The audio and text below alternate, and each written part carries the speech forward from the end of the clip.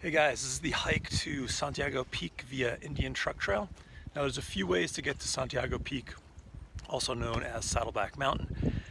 The most popular way is probably the Holy Jim Trail, and I have directions for that on my blog. Just go to HikingGuy.com and I have all the directions for that route. There's also the Harding Truck Trail and Maple Springs, and the Indian Truck Trail, which is the only one I think that comes in from the east side, which is over there.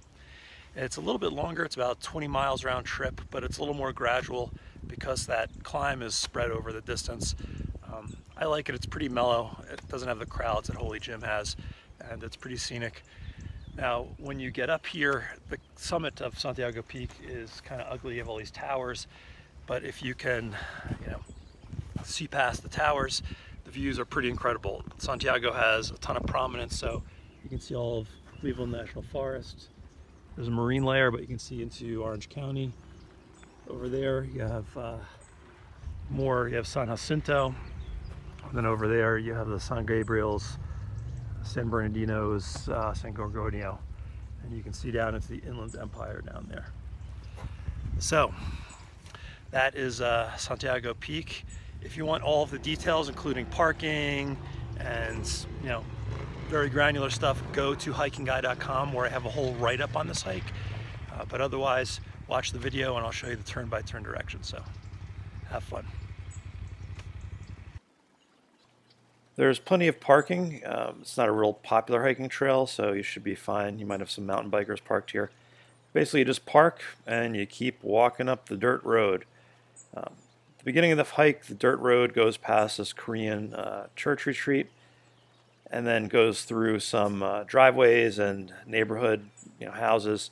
So just respect people's property, keep going straight, and avoid any signs. It's all pretty well marked with private property signs. So keep on heading straight up Indian Truck Trail here, and eventually you're going to be past the houses and you'll start getting some awesome views to the east, and you'll start seeing some of the peaks in Cleveland National Forest.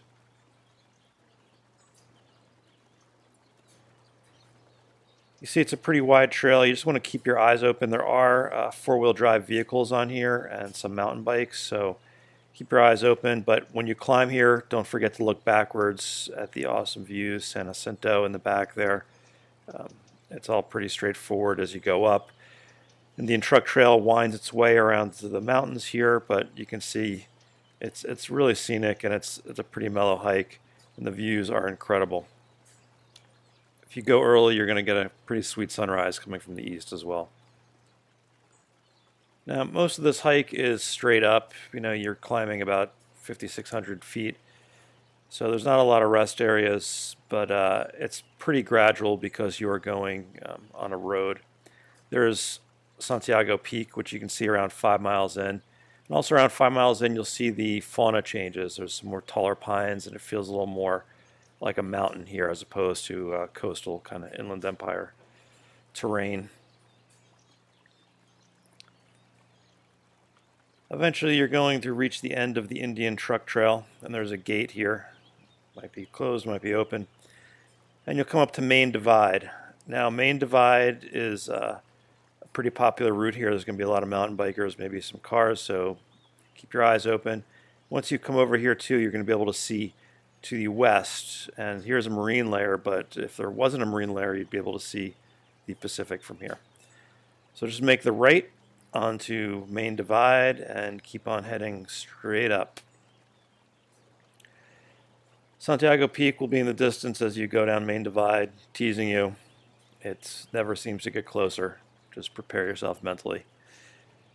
But you do have awesome views, and again, this time you can see off to the west, so you're going to have a whole other set of things to look at than you did coming up. Now, the first turnoff is pretty tricky. It's for Upper Holy Jim Trail.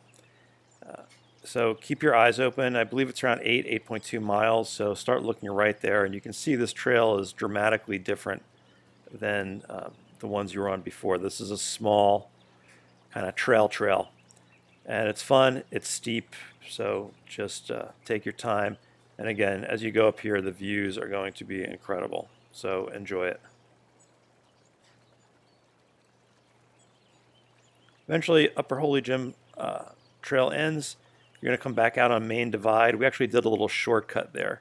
You could have kept straight on Main Divide, but it's not as pretty. But you make a right when you come out there, and then you're going to head up and up Main Divide to the towers. This part seems like it takes forever, but eventually you're going to get close enough and you will reach the little tower complex here.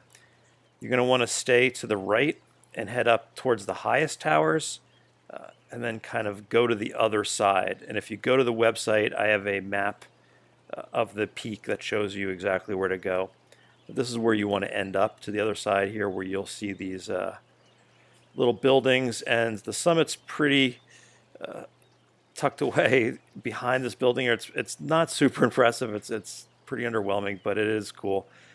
You just climb up this little hill behind that house, avoid the barbed wire on the thing, and you'll find the USGS marker, a little summit sign, and a trail register. So that's the hike.